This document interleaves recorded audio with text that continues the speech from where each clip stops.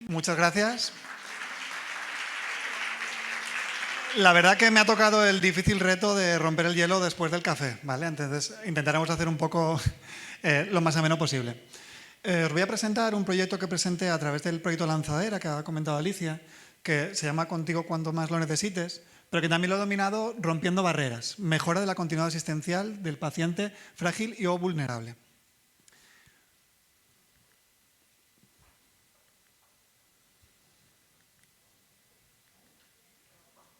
Bueno, hay una barrera.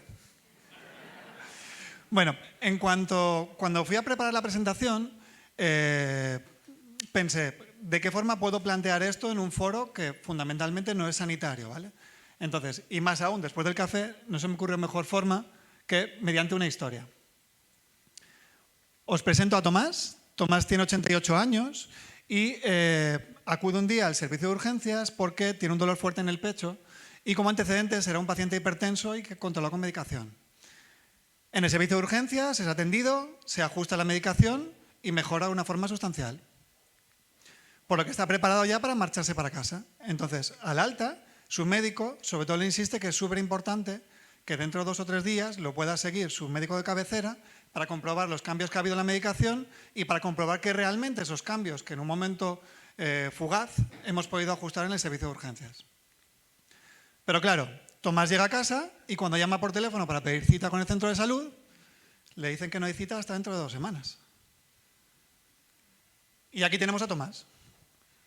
Se siente pues solo, desvalido, abandonado y sin saber muy bien qué hacer. Porque por un lado tienes la información que te ha dicho tu médico de urgencias, que tienes que acudir con tu médico en 2 o 3 días, pero cuando pide esa cita que es tan necesaria para el control evolutivo de su enfermedad, resulta que se encuentra en un camino en el que no sabe por dónde tirar. No hay huellas previas y no sabe muy bien cómo actuar. ¿Cuál es el desenlace de todo esto? Pues en muchos casos acaban volviendo a consultar en urgencias porque es el único sitio donde podemos consultar 24 horas cuando tenemos un problema y además la mayor parte de las veces nos lo resuelven, ¿vale? Aunque no sea la vía adecuada. Antes de que alguien lo pregunte, que lo hagan las preguntas, todas las imágenes las he generado con inteligencia artificial, con lo cual no ha hecho falta consentimiento informado, ¿vale? Entonces, este proyecto nace pues, como una idea que me amartillaba muchas veces, porque a veces cuando ves un paciente, yo soy pediatra, entonces muchas veces ves pacientes que cuando se van para casa dices, está cogido con pinzas, es decir, yo lo veo bien, creo que está bien, pero es súper importante poder seguirlo. Además, no tengo los recursos en el hospital y además podría hacerle más daño si yo lo dejo en el hospital. Entonces, se tiene que ir. Entonces, cuando tú le dices a la madre, no, pero sobre todo es súper importante que dentro de 2 días lo vea su pediatra.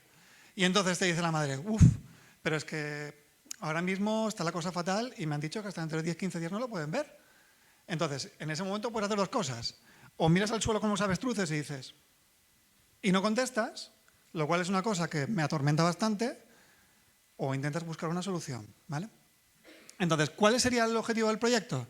Sería garantizar la continuidad asistencial de los pacientes frágiles y o vulnerables en nuestra comunidad canaria.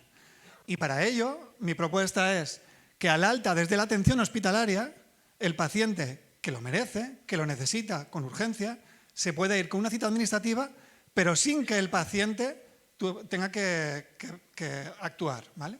Que es una cosa que comentaba también Ana, que muchas veces la carga de la actuación recae sobre las familias. Y de esta forma poder priorizar a aquellos que más lo necesiten. Claro, podemos pensar, pero a ver, si esto es una idea que es súper sencilla, súper obvio, ¿y por qué no pasa? Pues no será tan sencillo, no será tan obvio cuando a nivel nacional son excepcionales este tipo de iniciativas. Es decir, que aquellos pacientes que son más frágiles o que están en mayor riesgo de tener una peor evolución se puedan ir con una cita ya con su médico de cabecera o con el especialista que sea. En todo este tiempo hemos avanzado bastante. Gracias al impulso, como hablaré después, del espacio de innovación y del proyecto Lanzadera, actualmente estamos comenzando, y va a ser una realidad en las próximas semanas, un proyecto piloto comenzando en pediatría, ¿vale? Sobre todo porque es el ámbito en el que yo me muevo. Y además, al ser también un grupo de profesionales más pequeño, siempre se puede pilotar mucho mejor y ver cuáles son los puntos que hay que mejorar. Estamos llevando a cabo y valorando una coordinación entre la atención hospitalaria con atención primaria y con programas asistenciales para que desde el alta del servicio de urgencias ya el paciente, sin pedir nada, por el criterio del adjunto responsable, es decir, sobre todo aquí importante será el no hacer un abuso de esta herramienta, es decir, que haya una buena selección, un buen criterio, porque si esto es una cosa que de repente se abre a todos, realmente hemos perdido el foco de lo que queremos hacer. Para que lo pueda ver su pediatra de referencia en menos de 72 horas en su centro de salud. Pero claro, ¿cuál es el problema que nos encontramos fundamental? Pues tenemos una interoperabilidad limitada, que esto yo creo que en todos los ámbitos lo vemos, entre los dos aplicativos que se utilizan. Por un lado, Drago AE, que es el de atención especializada, y Drago AP, que es el de primaria. Entonces, pero claro, no podemos permitir que la continuidad asistencial, ¿vale?, que es una palabra o un conjunto de palabras que decimos con mucha alegría, pero que a veces, sobre todo en épocas como hemos vivido con la pandemia COVID, o en la actualidad, ¿no?, que estamos en un pico de infecciones respiratorias, a veces es difícil de poder mantener. Entonces, por lo menos, es decir, nuestra obligación poder proteger, cuidar y salvaguardar a aquellos que más lo necesitan. O, por ejemplo, un paciente que ha estado ingresado con una neumonía y ha estado una semana y se va para casa en unas condiciones un poco regulares, que menos que lo pueda ver su médico dentro de 2 días. Además, la idea es que este proyecto sea escalable y que sea reproducible en otras especialidades. Por ejemplo, y volviendo al ejemplo pediátrico, pero lo podemos extrapolar a cualquier otra especialidad, con el tema de la salud mental tenemos un problema muy grave. Hemos aumentado casi un 40% la patología psiquiátrica en la edad pediátrica y lo que antes era excepcional, ahora es cada día, cada 2 o 3 días, tenemos un intento de suicidio en un niño menor de 15 años. ¿Qué es lo que ocurre muchas veces? Que si no pueden tener un seguimiento, estos pacientes son potencialmente vulnerables. Es decir, todo paciente así, cuando se va, siempre te queda un pequeño porcentaje de decir, no puedo protegerlo todo el tiempo, pero es que tampoco veo que vaya a tener un seguimiento muy inmediato. Entonces, sería una medida que sería también increíble para este tipo de pacientes. Por ejemplo, con el tema de la lactancia materna, con las matronas, después de los partos, y también con medicina de urgencias, con el mismo ejemplo de Tomás. Es decir, intentar que esto ocurra lo menos posible o que realmente no ocurra. ¿Y qué beneficios tendríamos con este proyecto? Pues, sobre todo, pues, garantizar, como decíamos, la continuidad asistencial en estos pacientes que son más vulnerables y que merecen que se puedan proteger.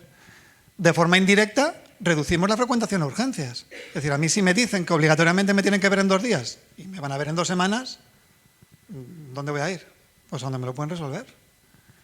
Esto, además, conlleva un aumento de la morbimortalidad. Es decir, aquellos pacientes a veces que no tienen conocimientos sanitarios y a veces no son capaces de identificar unos signos o síntomas de alarma que están traduciendo de que realmente algo no va bien ahí. Y que a lo mejor de repente cuando ya se vea qué está pasando, va a ser demasiado tarde y va a tener unas secuelas o incluso la pérdida de la vida. Entonces, podemos llegar a disminuir la morbimortalidad con una medida tan sencilla. Mejorar la eficiencia de la asistencia sanitaria.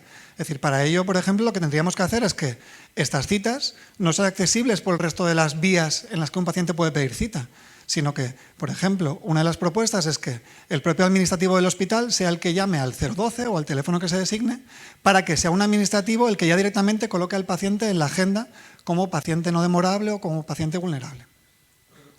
Y además también aumentar la calidad de la asistencia percibida. Es decir, Tomás, volviendo al ejemplo, se va a sentir mucho más protegido y mucho más vigilado y más controlado si en el mismo informe de alta que le dan la recomendación le dicen no te preocupes, sé que tienes miedo, te vas para casa, estás mejor, veo que estás estable, pero dentro de 2 días te van a poder ver. Y entonces, eso te da una calidad de la asistencia increíble.